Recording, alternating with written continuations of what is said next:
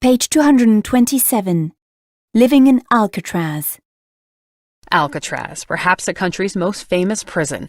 It shut its gates 50 years ago this month. Even after all these years, we're still fascinated by the rock and with those who lived there. We went in search of a former inmate and a former guard and found one of each, Robert Scheiblein and Jim Albright. Robert, let's start with you. Take us back there. What was it like? Well, the reputation of Alcatraz went far and wide, even us convicts. And I had a bit of a trepidation when I got out of the bus and seen that thing sitting out in the island, out in the bay, shrouded by fog. And I thought, oh boy, here I go again into the world's unknown. Jim Albright, you were one of the last guards off the island when it closed 50 years ago.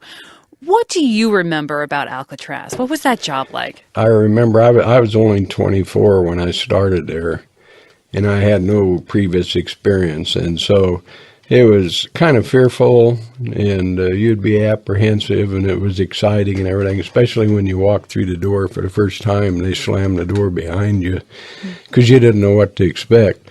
And I remember Robert was a young, tough kid with dark hair, and he was very personable. Robert, do you remember Jim Albright? Yes, I do. I ain't going to say anything bad, but nothing good. He's a guard. That's all I can say. I'd have a complete detest for all prison guards, especially if he's still alive. I would imagine it's difficult to be the inmate because you are there because you've committed a crime. Well, I realize that. I realized that it was my fault I was there. What crime did you commit? A bank robbery.